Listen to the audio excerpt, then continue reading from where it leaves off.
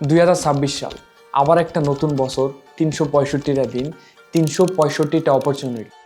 কিন্তু এর ভিতর থেকে আমরা কতগুলো ব্যবহার করতে পারবো? আমরা যদি 2025 সালের কথা বলি তাহলে এর উত্তর কতটা ভয়ানক সেটা বলার শেষ রাখে না। I have a problem. প্রতিটা নতুন বছর স্টার্ট হলে আমি অ্যাকচুয়ালি কনফিউজ হয়ে যাই যে আমার কোন স্কিলটা শেখা দরকার, আমার গোল কি হওয়া উচিত, আমার প্ল্যান কিভাবে বানানো উচিত, আমার কোন কোন জিনিসগুলো এই বছর শেখা উচিত। এই সব কিছু নিয়ে এতটা কনফিউজড হয়ে যায় যে আমি একসময় ভুলেই যাই যে আমি এমন কিছু করতে চেয়েছিলাম। দেন যদি এই বছরের কথা বলি তাহলে আমি এই সব কিছু নিয়ে আবার চিন্তা করতেছিলাম।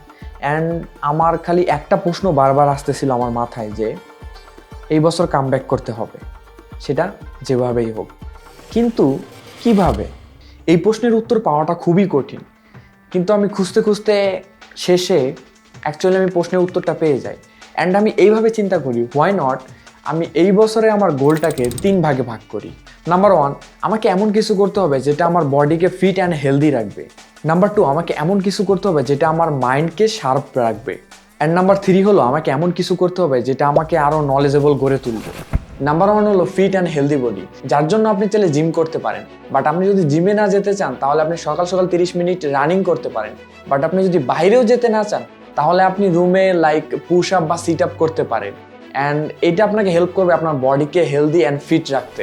নাম্বার 2 হলো মাইন্ড, যেটার জন্য চাইলে আপনি অনেক কিছু করতে পারেন যেটা আপনার মাইন্ডকে শার্প রাখবে। কিন্তু আমার মতে মনে হয় যে আপনার সবচাইতে বেটার হবে আপনি যদি কোনো ক্রিয়েটিভ কাজ করেন, কন্টেন্ট মেক করেন, চেস প্লে করেন বা আর্ট করেন। এইসব যদি আপনি করেন তাহলে এটা আপনাকে হেল্প করে আপনার মাইন্ডকে শার্প রাখতে। কিন্তু আপনি চাইলে আরেকটা জিনিস করতে পারেন, সেটা হলো আপনি একটা ক্রিয়েটিভ স্কিল চুজ করতে পারেন, সেটাকে ভালোভাবে শিখতে পারেন যাতে আপনি শেষে এটাকে মনিটাইজ করতে পারেন। একদিকে আপনার টাকাও আয় হয়ে যাবে, অন্যদিকে আপনার মাইন্ডটাকেও শার্প রাখতে পারবেন। নাম্বার 3 হলো নলেজ। অ্যান্ড নলেজের জন্য আমার কাছে সবচেয়ে বেস্ট মেথড যেটা মনে হয়েছে সেটা হলো যে আপনি চাইলে বই পড়তে পারেন, পডকাস্ট দেখতে পারেন, আর্টিকেল পড়তে পারেন, কারো বায়োগ্রাফি আছে বায়োগ্রাফি পড়তে পারেন। এইগুলো আপনাকে অনেক বেশি নলেজেবল করে তুলবে।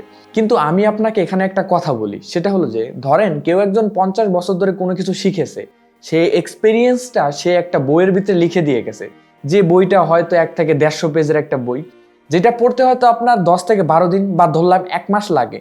কিন্তু চিন্তা করে দেখেন, আপনি 1 মাসের ভিতরে একজন মানুষ যে কিনা 50 বছর ধরে কোনো কিছু শিখেছে, সেটা এক্সপিরিয়েন্স করছে, সেইটা আপনি মাত্র 1 মাসের ভিতরে শিখে ফেলতে পারতেছেন। তাই আমার কাছে মনে হয় নলেজের জন্য সবচাইতে বেস্ট হ্যাবিট হলো আপনার বেশি থেকে বেশি বই পড়া, কারণ এইটা আপনাকে সবার থেকে অনেক এগিয়ে রাখবে। দেখেন 2025 সাল হয়তো চলে গেছে, সেটা আপনি আর ব্যাক আনতে পারবেন না। বাট 2026 সাল এখনো আপনার হাতে আছে। আমি যখন এই ভিডিও রেকর্ড করতেছি মাত্র 11 দিন চলে গেছে 2026 সালের। আপনার কাছে এখনো অনেকটা টাইম আছে। তাই এই 3টা হ্যাবিটকে নিজের ভিতর বিল্ড করুন অ্যান্ড 2026 সালকে আপনার লাইফের সবচেয়ে বেস্ট একটা ইয়ার গড়ে তুলুন। অ্যান্ড আমি শিওর আপনি যদি এই 3টা জিনিস নিজের ভিতর ভালোভাবে গড়ে তুলতে পারেন, আমি আশা করি যে আপনি ভালোভাবে সফল হতে পারবেন। মনে রাখবেন, হ্যাভেনে যাওয়ার রাস্তা হেলের মতো কঠিন, কিন্তু আবার হেলে যাওয়ার রাস্তা হ্যাভেনের মতো সোজা। তাই চুজ ইউর পাথ। আপনি কোনটা চুজ করবেন এটা পুরোপুরি আপনার উপর নির্ভর করে। তাই 2026 সালের শেষের দিক যে আফসোস করার থেকে এখনই স্টার্ট করে দেন। আশা করি কিছু একটা আপনি অ্যাচিভ করতে পারবেন, সেটা যে কোনো কিছু হতে পারে।